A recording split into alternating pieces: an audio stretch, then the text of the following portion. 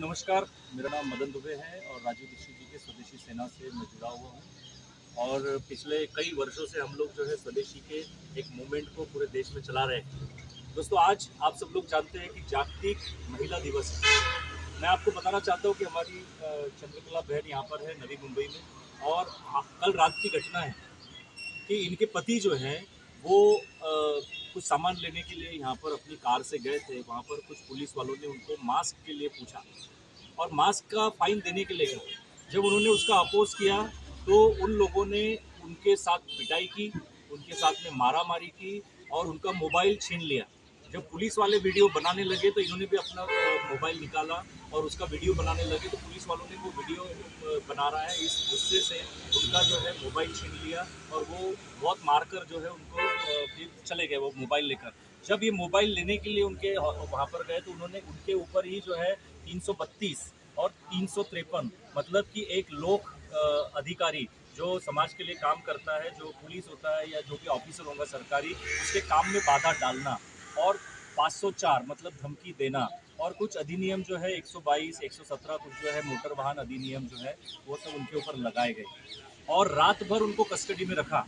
मैं आपको बताना चाहता हूँ कि चंद्रकला बहन जो है वो रात भर से अपने पति की रक्षा के लिए आज इस वुमेंस डे को, आज 8 मार्च है, वुमेंस डे है, इस वुमेंस डे को रात भर वो पुलिस कस्टडी में अपने पति की साथ हुए अन्याय के लिए वो लड़ती रही। इनकी एफआईआर भी नहीं ली, इनकी कोई कंप्लेंट भी जो है पुलिस वालों के खिलाफ नहीं हुई। ये जो दादागिरी पुलिस वालों की चल रही है, उस पुलिस की दादागिरी के लिए आज हम लोग यहाँ पर एम्स के कुछ कार्यकर्ता और हमारे स्वदेशी सेना के कार्यकर्ता सब लोग आज हम यहाँ पर उपस्थित हुए हैं और हम सुबह से लेकर शाम तक जो है एक बहन के साथ में पूरे से कंधा लड़ा कर जो है हम यहाँ पर आज न्यायालय के पास में न्यू बॉम्बे वाशी के बेलापुर न्यायालय में आज उनको लाया गया है। उनकी बेल नहीं हुई है और जो है सरकार जो है वो आज के दिन भी एक महिला को जो सुबह से उन्होंने खाना नहीं खाया, सुबह से रात भर से वो अपने पति के साथ में कस्टडी में रही, उस अन्याय के लिए लड़ रही है।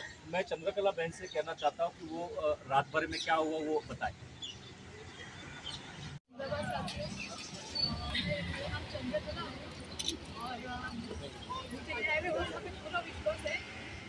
सत्य की हमेशा जीत होती है।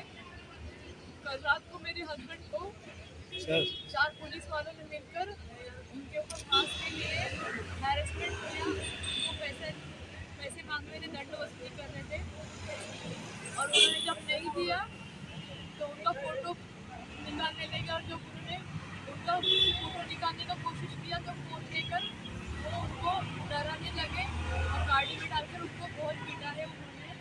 और यहाँ तक कि मैं दरख्वास्त करने गई कि मेरी एफआईआर ले लो, मेरा कुछ तो एनसी ले लो, तो उन्होंने मुझे सुबह से लेकर मुझे ऐसे ही बिठा के रखा है। ना तो मेरी एफआईआर किसी ने दर्ज की है। मैं आप सबसे अनुरोध करती हूँ कि आप सत्य के साथ खड़े रहिए और मुझे पूरा भरोसा है कि सत्य की हमेशा जीत होती है। आप किस पे एफआईआर लिखाने गई थी मैडम? मैं जो कांस्टेबल है, 4 कांस्टेबल के ऊपर मैं एफआईआर डालने के लिए गई। नाम पता है आपको मैडम उनका? इसमें से एक का नाम जो है एसएस कोंकरी करके है और उनके 3 साथीदार थे। और मेरे हस्बैंड को उन्होंने ये शब्द करके हैरेस किया कि बोले अरे तू तो गर्दुल्ला है, और जबकि वो प्रोफेशनल हेयर ड्रेसर है और नवी मुंबई में सब जन उनको चाहते हैं अच्छे से।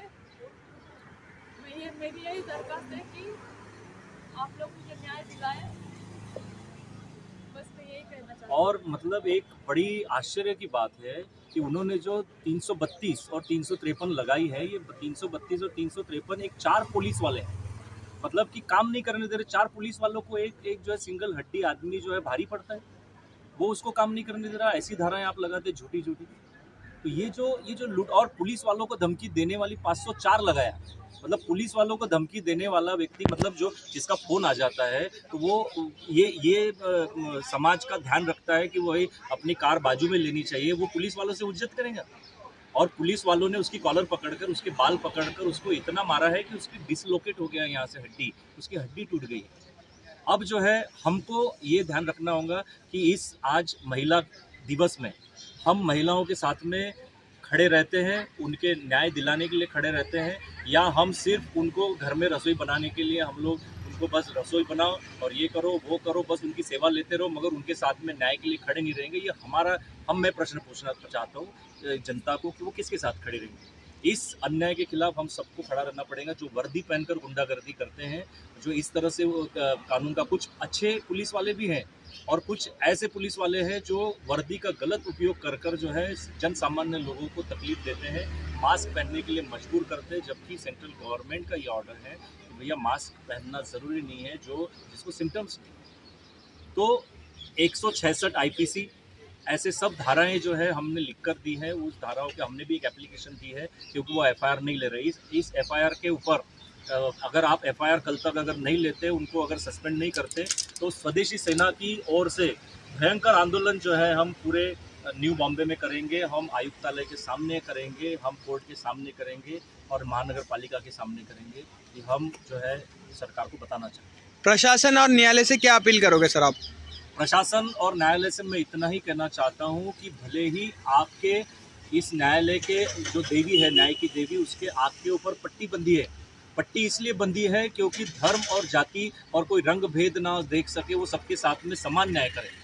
तो आज महिला दिन में अगर किसी महिला के पति के साथ में अगर ये होती है, अन्याय होता है, तो मैं कहूँगा कि हमारा जो न्याय व्यवस्था है वो मर गई है, हमारी जो प्रशासन व्यवस्था वो ख़त्म हो गई है अगर अन्याय होता है तो। और फिर आर्टिकल 19 के तहत और 51A के तहत मुझे और सारी सर्वसामान्य जनता को ये अधिकार दिया गया है कि हम इस अन्याय के खिलाफ लड़ेंगे, भले ही वो प्रशासन हो या चाहे वर्दीधारी हो या कोई भी हो।